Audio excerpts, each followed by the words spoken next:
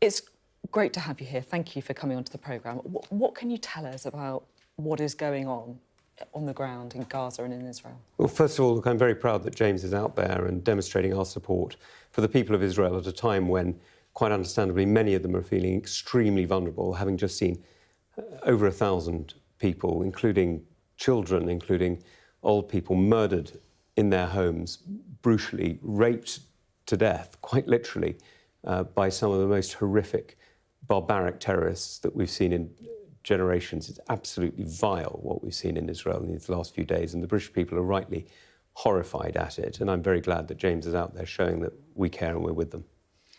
Is there any update you can give us on the British nationals who are missing and killed? I can't at the moment. We do know that there are a few British nationals who are missing, and sadly it is possible that some of them may be dead. So I'm not going to go into details, but it's absolutely right that the Foreign Office is helping, and that's exactly what they're doing at the moment. And I'm very proud of our consular teams who are out there providing as much support as they can. Do you see the hand of Iran in this?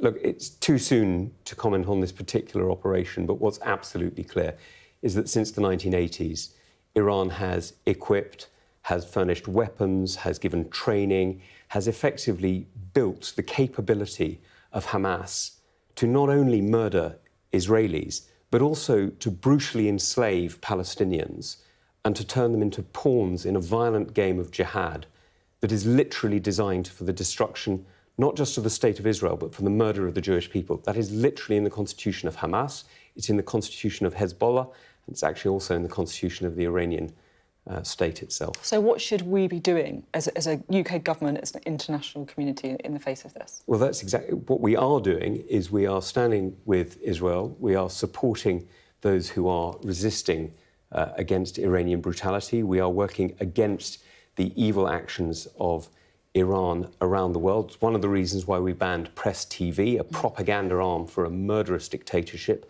that literally believes in the death of women who won't wear a veil, of people who are LGBT. Anybody who doesn't fit in their tortured and twisted ideology is murdered. That's why we stand against Iran. That's why we reject their propaganda and Press TV. That's why we are now so supportive of Israel, because you can see what Iran is pushing. Iran is pushing those death squads, those thousands of Palestinian men who crossed under Hamas orders into Israel to rape and murder. I want to talk a bit about what's happening in Gaza now. Because, yes, there are terrorists in Gaza, but there are also a lot of civilians, right? There's a lot of families, there's a lot of children who have nothing to do with this at all. And Gaza's under siege. Israel's cut off water, electricity, the only power plant has run out of fuel. Are you concerned about this? Is that a proportionate response? I'm deeply concerned about it, and I know everybody is quite rightly deeply concerned about it. And what I do know is that there are two forces fighting here. One of them, Hamas, has demonstrated that it has absolutely no care for any, not even the rule of law, but any vague concept of values or ethics. It's quite willing to literally murder children and rape innocents. And on the other is the Israeli Defense Forces, which is trying to defend a population against rockets. Now, I appreciate... At what point does that defence become disproportionate? I mean, so I just want to read a quote from Médecins Sans Frontières, Doctors Without Borders. They say the situation in Gaza is catastrophic. The hospitals are overwhelmed. One of the hospitals we support was hit by an airstrike and damaged. Medical facilities must be respected. And for the time that Hamas has been in charge of Gaza, since Israel left in 2005 and Hamas took charge in 2009, all it has done is abuse the Palestinian people in Gaza, arm itself and use the Palestinian people as pawns in their twisted jihad against Israel. And what we've got to do is we've got to stop Hamas having this control over the Palestinian people. This is absolutely vicious fascism. And yes, you're right to be concerned about the Palestinian people. Of course you are. And what we do need to have is a peaceful solution. But it is wrong to say that that is possible with Hamas. And to side now with Hamas is to side with the most brutal terrorists that this world has seen in decades. How concerned are you about anti-Semitism here in the United Kingdom in the wake of this? Look, I'm very concerned about it, and it's one of the reasons I was in the synagogue in St John's Wood last night and in Golders Green a day earlier, because actually what we're seeing, very sadly, is we're seeing a rise in anti-Semitism across the United Kingdom. Sadly, that often happens when Israel comes into the news. And just to be clear, that's something that we take extremely seriously, and why we're so supportive through the police and through the Community Security Trust of the Jewish groups. But it is pretty extraordinary, isn't it, that Jewish schools are the only schools in the United Kingdom that routinely need guards, routinely need extra security, and routinely need extra protection. And you've written before about your own surname. You're not Jewish, No. But you do have a surname with a history, I guess. Yeah.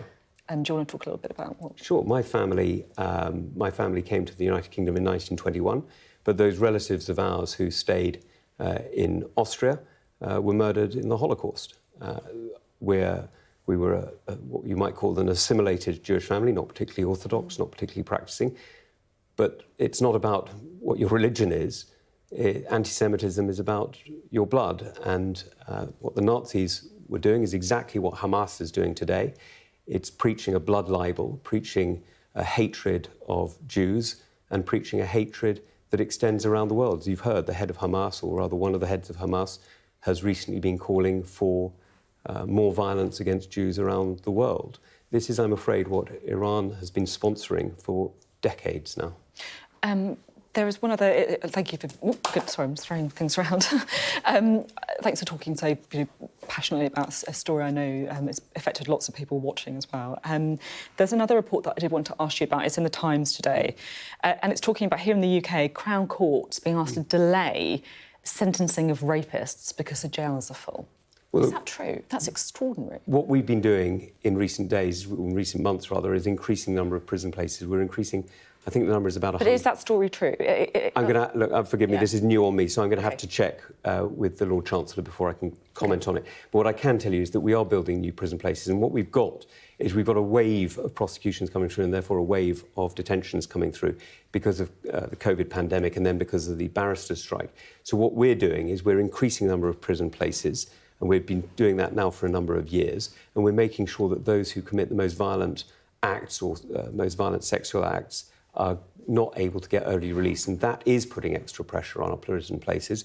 We've already got 2,500 more prison places now, and we're increasing that to 20,000 more. I mean, I guess some people watching might be thinking this is a government, soft on crime. You talk the game when it comes to, being tough on crime, being tough on rapists, tough on criminals.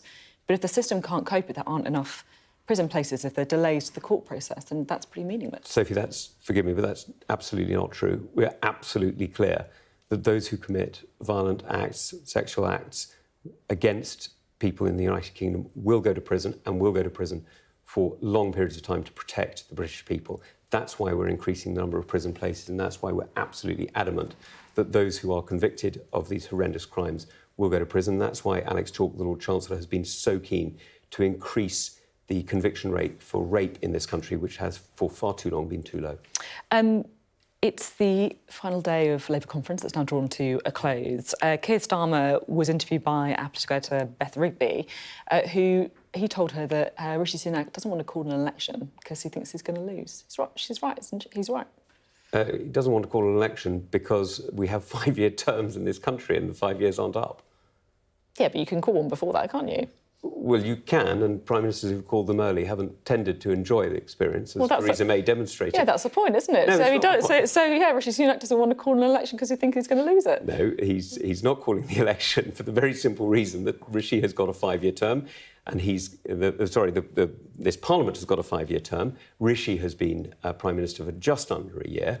And what he's done is he's already stabilised the economy, he's already stabilised the government, and what he's also done is he's improved our position in the world by securing the deals with Europe and other places. What he's now going to do is to build on the success of the CPTPP, boost our economy, make sure we're in the right position for the economy going forward, making sure that we're actually delivering, we're securing our borders, and we're building up those alliances to deliver for the British people. And that will lead us into an election.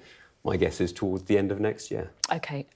I have a couple of other questions to ask about what is going on in the Middle East, if that's OK as well. There has been some concerns about social media and about the way, we're talking earlier about anti-Semitism, and about the way that social media has responded, some of the hatred, I guess, some of the aggression on social media. Are you concerned about it effectively turning into a bit of a sewer?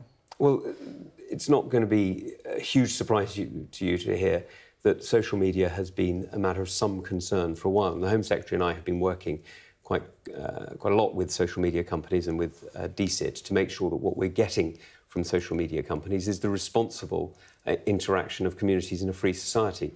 Sadly, that's not always the case, and some of them, I'm afraid, are not taking their responsibilities seriously. Do you think they need to be doing more? Well, yes, I do. I mean, I think there's one thing having a reasoned debate, and you can have a reasoned debate. In fact, you encourage reasoned debate on your programme and between people you invite on.